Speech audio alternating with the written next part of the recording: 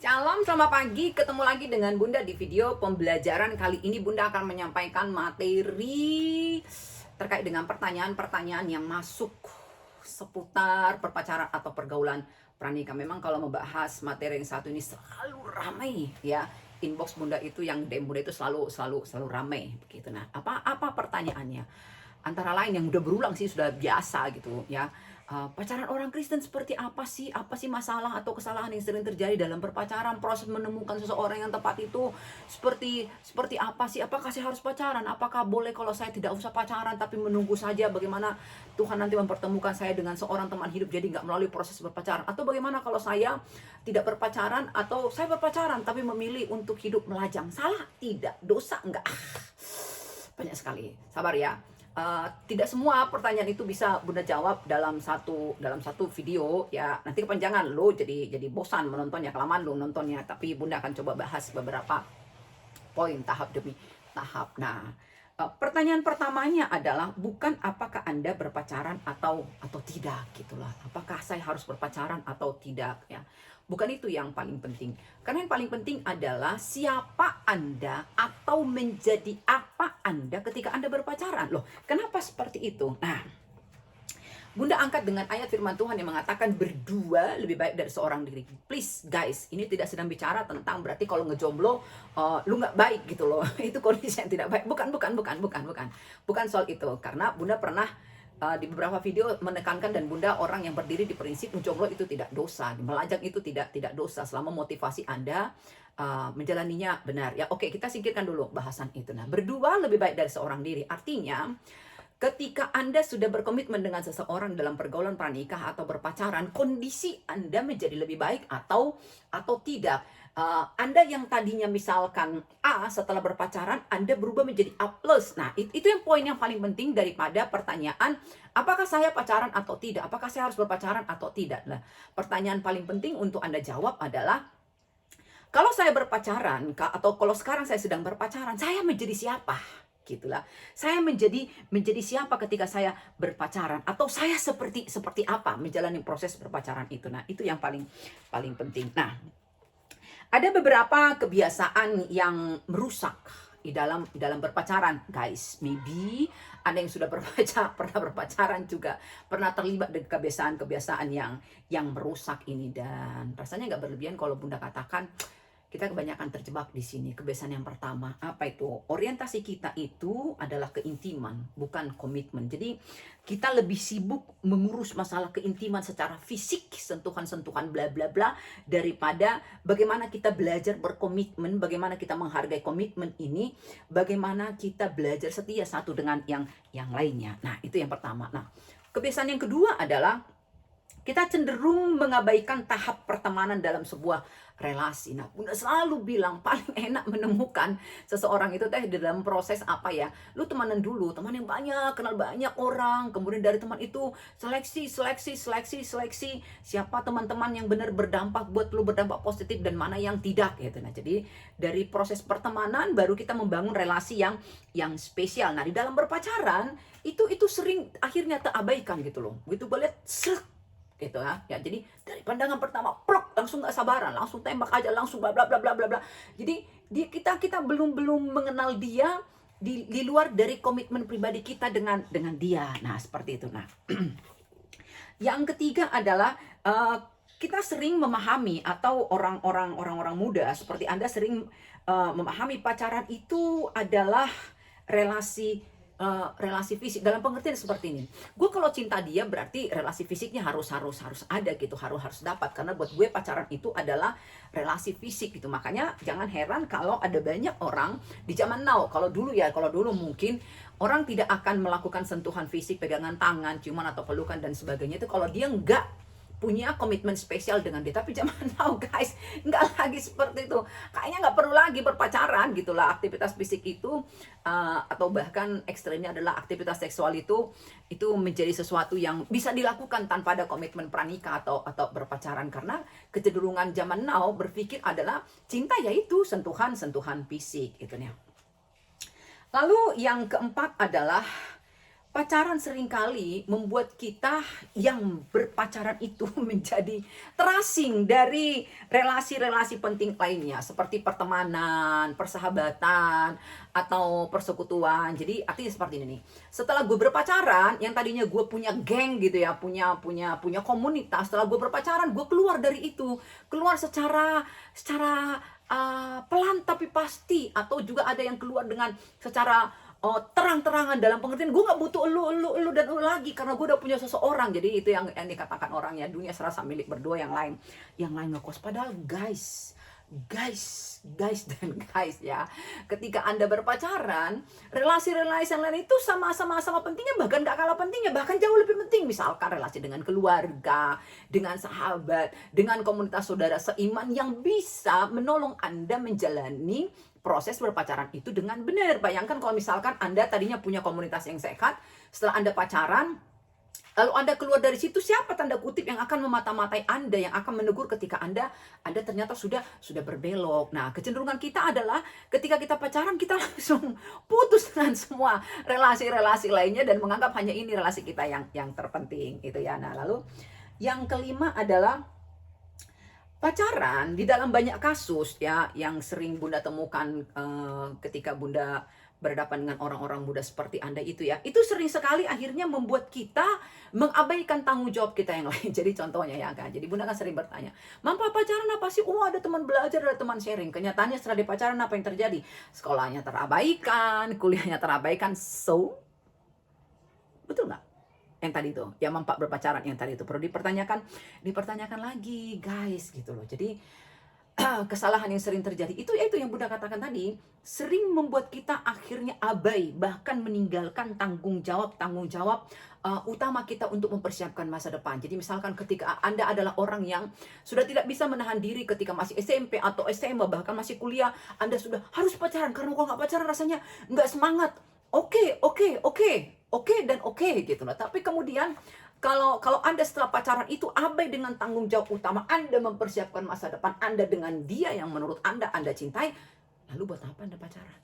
Kan itu kan. Nah, itu dia. Lalu yang keenam adalah pacaran yang kita jalani itu, yang Anda jalani itu sering sekali membuat kita menjadi apa ya?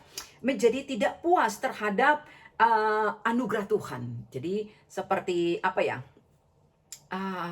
Keadaan tanpa pernikahan. Jadi artinya seperti ini nih. Ketika Anda berpacaran ya, terus Anda menikmati relasi Anda dengan pacar Anda, apalagi dengan kondisi-kondisi sekarang ya. Orang bisa berelasi karena memang tanda kutip saling menguntungkan atau saling membutuhkan. Lebih tepatnya sih kepada saling menguntungkannya gitu. Jadi selama kita saling menguntungkan, ayo kita berelasi. Kalau tidak, ya sudah, tanpa mencampuri kehidupan pribadi.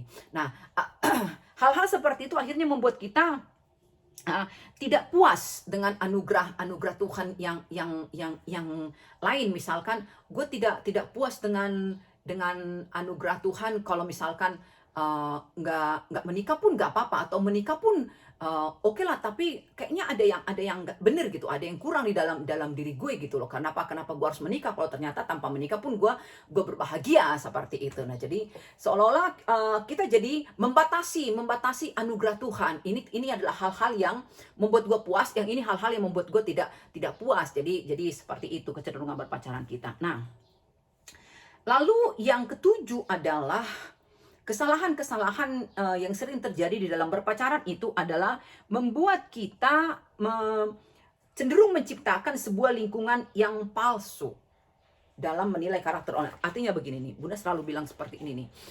Ketika kita berpacaran tanpa melalui proses yang benar, ya artinya tidak melalui pertemanan dulu, tapi langsung seperti tadi, pandangan pertama, srek, langsung ditembak segala macamnya, kita jadi cenderung untuk apa ya, menampilkan pribadi kita yang palsu, bukan yang asli. Jadi kita terlihat baik, kita terlihat perhatian, tapi sebenarnya itu karena kita memang menginginkan sesuatu dari dia gitu. Jadi lingkungan berpacaran kita itu menjadi tidak sehat atau menjadi palsu. Nah, kenapa bisa terjadi seperti itu? Konsep berpacaran yang salah, kemudian ya terjebak bahkan di paradigma pacaran itu kayak seperti ini, padahal itu tidak sesuai dengan kebenaran firman Tuhan. Dan yang lainnya, penyebab yang lainnya apa? Anda memang tidak tahu. Anda tidak tahu pacaran orang Kristen atau sebagai anak-anak Tuhan itu seperti apa sih? Anda tidak tahu seperti itu. Nah, oke. Lalu ada yang bertanya ke Bunda, sebenarnya pacaran itu ada manfaatnya sih? Ya adalah guys, ya nggak mungkin Tuhan tanda kutip mengizinkan manusia menikmati sebuah relasi dalam tanda kutip yang disebut dengan pranikah atau berpacaran kalau memang tidak ada manfaatnya gitu ya. Ada manfaat berpacaran. Jadi Bunda akan utarakan beberapa manfaat berpacaran. Contohnya ya. Berpacaran itu memberikan kesempatan untuk kita belajar mengenai diri kita sendiri, orang lain, dan belajar mengenai relasi dalam sebuah konteks yang aman. Itu satu manfaat pacaran. Jadi ketika kita menikmati masa berpacaran di dalam konsep yang tepat, pola pikir yang tepat, maka pacaran itu akan membuat kita gue ternyata begini gitu loh. Misalkan ketika dalam proses berpacaran di dalam Anda menjalani pacaran itu ada berbenturan dengan dia. Nah, mengalami masalah lah seperti itu. Nah, ketika Anda berdua berusaha menyelesaikan masalah itu, Anda akan mengenal, gue ternyata kalau dilakukan seperti ini respon gue kayak begini. Dia ternyata kalau ada masalah seperti ini responnya seperti itu. You jadi bisa mengenal diri lu sendiri, mengenal orang-orang lain, dan juga mengenal arti berelasi itu apa sih. Nah itu ya, itu salah satu manfaat dari berpacaran. Lalu yang kedua adalah berpacaran memberikan satu kesempatan kita untuk belajar bagaimana mengatasi persoalan seperti yang Bunda katakan tadi ya. Ketika Bunda tidak berpacaran, misalkan Bunda mengalami masalah di dalam kehidupan Bunda, contohnya lah masalahnya di dalam perkuliahan, kok gue kurang motivasi ya, kok gue kurang semangat dalam berkuliah, mengatasinya seperti apa? Kayaknya buntu deh, gue nggak ngerti bagaimana caranya gitu. Nah, setelah gue berpacaran, gue bermasalah di masalah motivasi kuliah misalkan. Nah, gue seringkan dengan pacar gue itu yang memang dia orangnya bersemangat, dia orangnya punya tujuan yang jelas. Itu bisa menolong Bunda untuk menemukan solusi. Oh, ini harus dilakukan begitu, atau yang lainnya.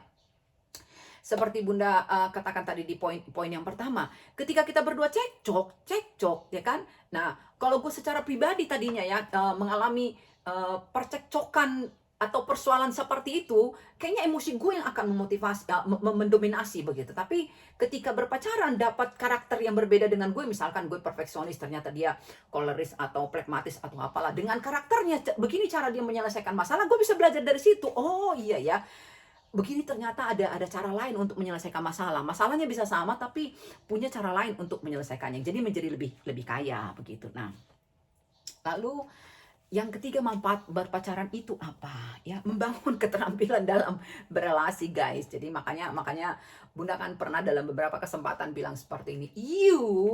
Kalau memang belum bisa tekan ego itu halu berpikir untuk mulai berpacaran gitu loh. Karena ketika kita berpacaran, menjalin relasi dengan seseorang, berarti gue kudu bisa berkata tidak, minimal menekan ego gue gitu loh, supaya nyambung gitu ya Mbak. Ya bukan pacaran namanya kalau misalkan ketika gue berpacaran atau ngobrol tapi gue doang yang ngomong gitu ya. Jadi itu nggak akan nyambung. Atau seperti ini, gue tipe yang malas chat atau malas apa, pokoknya lu tau lah hati gue tahu hati lu, ya sudah cukup lah, nggak perlulah terlalu misalkan kok di mana, sedang apa, dengan siapa, bla bla bla, nggak perlu begitu, yang penting kita saling percaya lah. Iya, tadinya gue seperti itu gitu loh, tapi setelah berpacaran gue mengizinkan diri gue berubah gitu loh, dengan konsep pacar gue butuh apa gitu loh, gue butuh apa. Satu relasi itu ya kalau tidak ada komunikasi ya cocoknya dengan lagu itu, mau dibawa kemana, ya cocoknya kan seperti itu. Kalau nggak ada komunikasi ya gue mah percaya ke dia percaya ke gue, tapi kalau nggak pernah komunikasi saling menyapa piye gitu. Nah, jadi berarti akhirnya aku belajar, aku memang tipe orang yang tidak terlalu suka menyapa, tidak terlalu suka banyak bercakap gitu loh. Tapi kalau misalkan itu bisa membuat saya lebih mengenal dia, lebih mengenal saya, maka saya akan berubah gitu loh. Belajar menyapa, belajar memahami komunikasi itu juga sesuatu yang penting gitu ya. Oke, jadi nggak lagi hanya terkungkung di paradigma. Yang penting kau tahu lah hatiku, ya sudah lah, nggak usah lah terlalu repot-repot. Giliran kita kalau misalkan sudah kita punya komitmen sekali seminggu ketemu, ya di situ aja kita ngobrol. Jadi yang lain-lain mah nggak usah lah, ya lu dengan hidup lu, ya gue dengan hidup gue. Gitu ya, itu ya dia contohnya.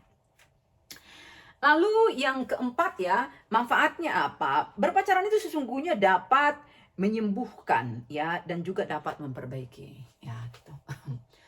Kalau kita ketemu dengan orang yang tepat, guys. Jadi misalkan begini, gue orang yang tidak punya saudara laki-laki, ya kami semua terlahir perempuan.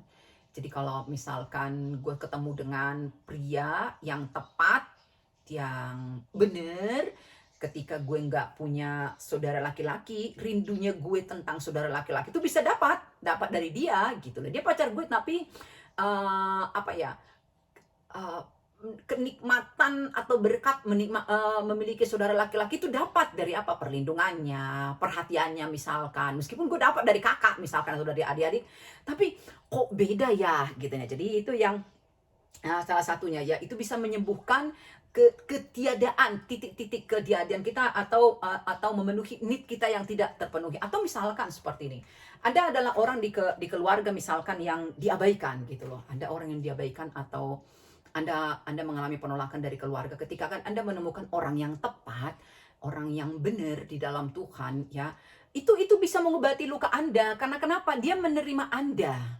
Ya, dia menerima Anda, dia tidak memperbandingkan Anda dengan si anu, tapi benar-benar menerima Anda apa adanya. Nah, itu akan menolong Anda pulih dari rasa penolakan tadi, bahkan akan menolong Anda memiliki rasa percaya diri. Bisa seperti itu ya. Bahkan lalu yang kelima adalah berpacaran itu juga bisa menolong kita memiliki apa ya, nilai, akhirnya menemukan nilai untuk diri kita sendiri gitu loh. Jadi artinya begini nih, sebelum saya berpacaran, saya tipe orang yang katakanlah dulu tidak percaya diri gitu loh. Tapi balik lagi, setelah saya menemukan orang yang tepat, dia menolong saya untuk menemukan potensi yang saya punya. Dia menolong saya untuk memberikan nilai untuk diri saya sendiri. Jadi meskipun misalkan saya tidak langgeng atau akhirnya diputus dengan dia, ketika saya kecewa, tapi saya tetap punya nilai untuk diri saya sendiri. Jadi kecenderungan saya yang tadinya berpikir misalkan saya jelek lah, saya bodoh lah, dengan saya berpacaran, saya bisa belajar untuk bagaimana ya, ternyata aku tidak bodoh gitu ya, ternyata aku tidak jelek. Buktinya apa? Ada orang yang suka dengan gue. Nah, misalkan itu secara sederhananya. Jadi berpacaran itu bisa sebenarnya menolong kita untuk memberikan nilai tentang diri kita sendiri, menemukan potensi-potensi yang kita miliki. Nah, lalu manfaat yang lainnya apa? Momen berpacaran atau pergaulan pranikah itu bisa menjadi masa kita untuk mempelajari apa yang disukai lawan jenis. Bayangkan kalau misalkan Anda langsung menikah, Anda tidak melewati masa pranikah atau pergaulan berpacaran tersebut, lalu menikah, Anda dalam pernikahan akan bingung. Dia suka apa ya? Gitu. Minimal dengan apa? Makanan. Dia makan kesukaannya apa ya? Warna favoritnya apa? Nah, di masa pergaulan pranikah atau berpacaran kita bisa pelajari hal itu. Oh, warna favoritnya ini, makanan kesukaannya ini, dia tidak suka seperti ini, dia sukanya seperti ini. Nah, bisa seperti itu. Oke? Nah, bahkan juga kita yang manfaat yang lainnya yang bisa kita dapatkan dari berpacaran adalah berpacaran itu bisa menjadi satu momen di mana kita bisa belajar mengendalikan keinginan daging kita, hasrat seksual kita. Nah, jadi kalau Anda menjalani proses berpacaran itu dengan benar, dengan orang yang benar, sudah pasti ya, kalau kita nggak usah dulu kalau kita suka dengan seseorang atau sudah berpacaran dengan seseorang, kalau misalkan rasa hati kita normal, kita bersentuhan dengan lawan jenis, pasti ada tinang tinang gitu, ada sinyal-sinyal yang tidak ada sinyal-sinyal yang manis lah dalam tubuh kita. Itu buktinya Anda berarti normal begitu ya. Nah, ketika kita berpacaran, kita akan belajar untuk apa ya? Untuk mengendalikan hal itu. Karena kenapa? Kita tahu kita ke depan akan menuju kemana. Artinya Anda punya tujuan. Dan tadi balik ke yang pertama, yang terpenting buat Anda adalah gue jadi apa? Jadi siapa di dalam berpacaran ini? Maka Anda dan dia akan belajar untuk mengendalikan hal itu. Nah, itu ya manfaat berpacaran yang lain-lainnya. Jadi lebih dari sekedar yang Anda bilang teman sharing lah, teman jalan lah, teman nongkrong lah, teman belajar lah, memberikan motivasi ya. Itu lebih luas lagi manfaat dari berpacaran. Lalu pertanyaan berikutnya adalah, pacaran orang Kristen itu ditandai dengan apa sih? Yang pertama adalah proses peralihan dari subjective love ke objective love. Apa artinya subjective love dengan objective love? Jadi peralihan dari kebiasaan-kebiasaan memanipulasi orang yang Anda katakan Anda cintai kepada apa ya? Sikap ya menjadi jujur dengan diri sendiri dan dengan dia. Misalkan begini nih. Awalnya Anda memberikan sesuatu supaya Anda mendapatkan perhatiannya begitu. Jadi bodoh amat itu dibutuhkannya atau tidak, pokoknya Anda memberi saja. Anda memberi karena Anda menginginkan sesuatu. Tetapi ketika Anda mengalami perubahan ya di dalam proses Anda berpacaran tersebut, Anda akan lebih berpikir dia butuhnya apa gitu. Jadi tidak hanya sekedar memberi, tapi dia butuhnya apa. Anda akan memberikan sesuatu yang dibutuhkan, bukan sesuatu yang hanya tanda kutip menyenangkan, tapi apa yang dibutuhkan. Nah, yang kedua adalah proses peralihan dari envious love ke jealous love. Jealous love itu artinya apa? Dari kecemburuan yang negatif, yang ingin mengambil, yang ingin merebut apa yang sebenarnya tidak menjadi hak Anda, dengan beralih kepada cemburu yang positif yang memang menuntut apa yang menjadi hak Anda. Misalkan ya, misalkan seperti ini. Anda sudah sepakat misalkan malam minggu kita itu waktu untuk kita berdua ya gitu, quality time kita berdua, oke lah seperti itu. Nah, ternyata di malam minggu itu dia harus ada secara tiba-tiba lah, katakanlah secara tiba-tiba dia harus ngumpul bersama dengan keluarganya gitu loh. Nah, jadi bagaimana Anda akhirnya beralih dari envious itu ke jealous. Jadi bukan lagi seseorang yang pokoknya harus kan sudah sesuai dengan komitmen apa segala macam, perjanjian apa segala macam gitu loh. Enggak lagi. Tapi Anda akan mengatakan oke lah, tidak apa-apa, karena tadi ya, ketika Anda pacaran dengan dia, Anda tidak mengesampingkan relasi-relasi yang lain. Nah, Anda akan mengizinkan hal itu gitu loh. Anda akan mengizinkan untuk dia punya waktu dengan keluarganya, meskipun akhirnya di akhir pekan itu tidak bersama dengan Anda, karena Anda memang paham gitu loh. Anda memang paham sesuai dengan komitmen, hakku untuk bisa bertemu dengan dia, tetapi hakku juga adalah untuk membuat dia tetap terjagai relasinya dengan keluarga. Keren ya guys, keren sekali. Nah, itu dia ya. Nah, lalu yang berikutnya adalah proses peralihan dari romantic love ke real love. Jadi kasih yang realistis. Jadi Anda itu bukan lagi orang-orang yang kalau berpacaran cuma bermimpi atau membayangkan yang indah-indah. Wah, nongkrong berdua, nonton berdua, ini berdua, nanti sekali lagi, sesekali begini, sesekali ada, enggak begitu lagi, enggak. Tapi Anda tiba di titik, gue pacaran nih, gue berelasi dengan dia nih di dalam pranikah nih, gitu. Anda pun sadar dengan kenyataan kalau Anda di satu titik, di satu masa akan pernah akan pernah berantem, akan pernah berselisih paham dengan dia gitu ya. Oke. Lalu yang keempat adalah proses peralihan dari activity center ke dialog center. Jadi artinya seperti ini. Jadi pacaran Anda itu bukan lagi sekedar nonton, sekedar jalan-jalan, sekedar mencari tempat rekreasi, tetapi lebih kepada begini nih. Apa yang bisa kita lakukan untuk kita lebih saling mengenal? Ingat di video selanjutnya, sebelumnya kan Bunda bicara tentang bagaimana kita bertumbuh secara mental, mengenal secara mental ya, pribadi satu dengan yang lainnya. Jadi nggak sekedar kita duduk nongkrong, oke kita nonton gitu loh, tapi nonton itu pun kita pakai untuk proses kita mengenal satu dengan yang lain. Film apa yang Anda tonton, Anda diskusikan gitu loh. Bagaimana dari diskusi itu Anda bisa melihat, oh iya cara dia berpikir seperti ini, oh iya cara dia meresponinya seperti ini. Nah, begitu dia, oke. Lalu yang kelima, proses peralihan dari seksual oriented ke personal oriented. Jadi Anda ketika berpacaran itu yang benar ya di dalam Tuhan, maka Anda akan teralihkan. Kalau tadinya yang pertama Anda jatuh cinta ke dia karena dia cakep, setelah Anda melewati proses berpacaran itu dengan benar, enggak lagi cakepnya, bukan lagi seperti itu, tetapi bagaimana pribadi dia gitu loh. Bagaimana pribadi dia, bagaimana dia ketika misalkan meresponi anugerah Tuhan, berkat Tuhan, bagaimana dia ketika meresponi ada doa-doa yang belum terjawab, ada persoalan yang kalian hadapi. Nah, lebih ke situ. Jadi tidak lagi ke seksual, ingin menyentuh, ingin disentuh, tapi lebih kepada pribadi dia seperti apa sih gitu. Itu akan membangun secara spiritual nggak ke gue, secara psikologis membangun nggak ke gue. Itu prosesnya, guys. Oke? Sudah berapa pertanyaan yang Bunda jawab? Sudah lumayan banyak ya, Tapi sepertinya Bunda akhiri sampai situ dulu. Nanti Bunda sambung dengan bagaimana proses memilih pasangan hidup berdasarkan satu perikop di Alkitab, Kejadian pasal 24. Oke guys, sabar ya guys ya. Jadi supaya videonya tidak kepanjangan, Bunda akhiri sampai sini dulu. Salam sehat, tetap happy. Michael Mahita, semangat dan Ukui.